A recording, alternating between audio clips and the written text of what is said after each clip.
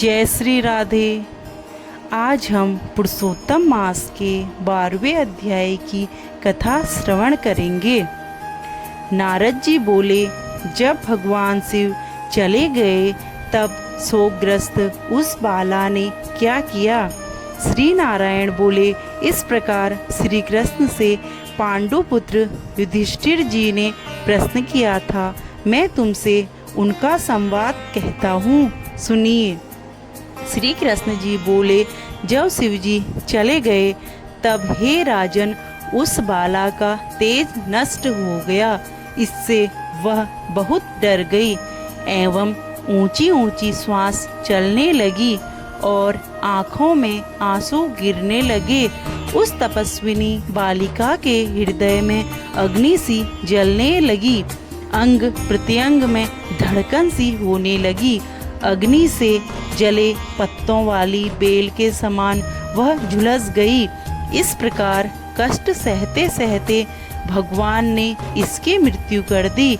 सर्प जिस प्रकार बिल से निकलते चूहे को पकड़कर निगल जाता है, उसी प्रकार उस तपस्विनी बाला को बलवान काल ने अपने वश में कर लिया।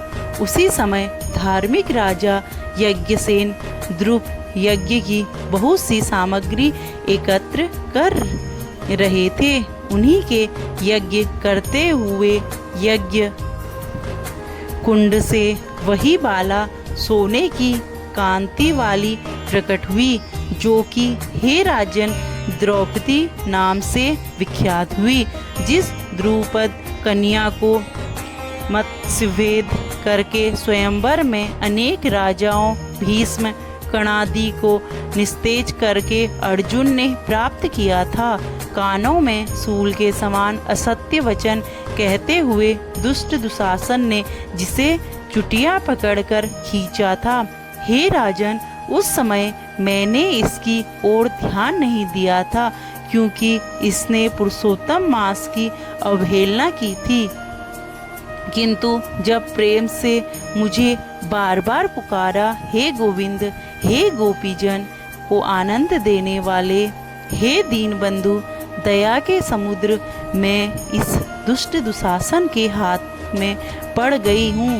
हे प्रभु, क्या आपको यह नहीं मालूम है?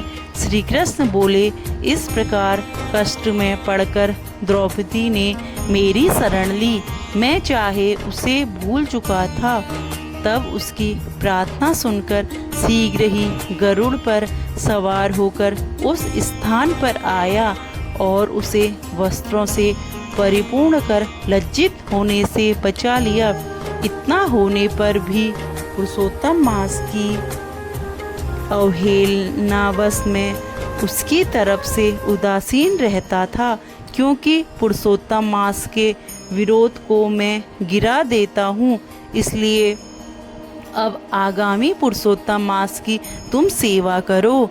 14 वर्ष पूरा होने पर तुम्हारा कल्याण होगा।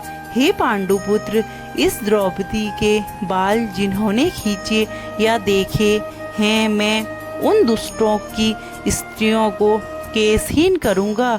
तुम दुर्योधनादि पापी राजाओं को यमपुर भेजकर शत्रुओं को दंड देकर स्वयं राजा होंगे। जो मेरे प्यारे भक्तों को दुख देते हैं, वह नित्य ही मुझे दुख देते हैं।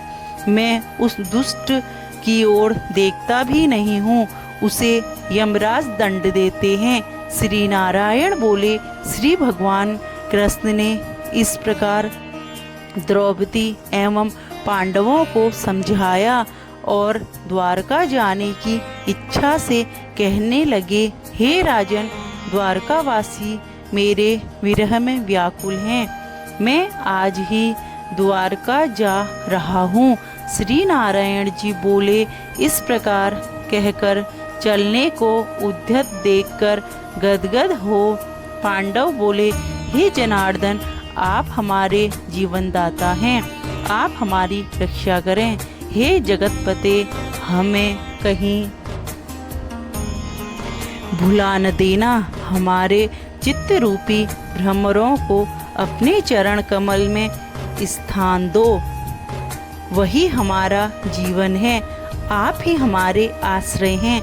पांडु पुत्रों के सामने भगवान श्री कृष्ण प्रेम में भरे हुए रथ में धीरे धीरे बैठ गए। पांडव कुछ दूर उनके पीछे चले, जिन्हें श्री कृष्ण ने कुछ दूर जाने पर लौटा दिया और आप द्वारका चले गए।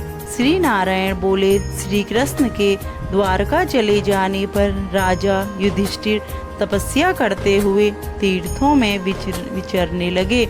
हे ब्राह्मण, श्री भगवान के प्रिय पुरुषोत्तम मास में मन लगाकर भगवान श्री कृष्ण के वचनों को याद करके अपने भाइयों तथा द्रौपदी से बोले, हे भाइयों, अपने पुरुषोत्तम मास की महिमा तो सुनी ही है। पुरुषोत्तम की पूजा के बिना कैसे सुख प्राप्त हो सकता है। जिस प्राणी ने पुरुषोत्तम पूजन किया वही भारतवर्ष में धन्य है तथा श्रेष्ठ एवं पूज्य है। इस प्रकार पांडवों ने सब तीर्थों में घूमते हुए पुरुषोत्तम मास आने पर उसका व्रत नियम पूर्वक किया। अंत में भगवान कृष्ण की कृपा से 14 वर्ष पूर्ण होने पर उन्होंने निष्कंटक राज्य प्राप्त किया। इससे प्रथम भी सूर्यवंशी राजा पुरुषोत्तम मास के व्रत के प्रभाव से बड़ी सुख समृद्धि, पुत्र पौत्रादि का अपूर्व सुख तथा अनेकों भोग भोगने बड़े बड़े योगियों को दुर्लभ भगवान के लोक को प्राप्त हुआ। हे मुनि, इस प्रकार मास का महात्म्य करोड़ों कल्प बीतने पर भी तुझमें कहने की सामर्थ्य नहीं है। श्री बृहन्नारदीय पुरुषोत्तम मास महात्म्य 12वां अध्याय समाप्त।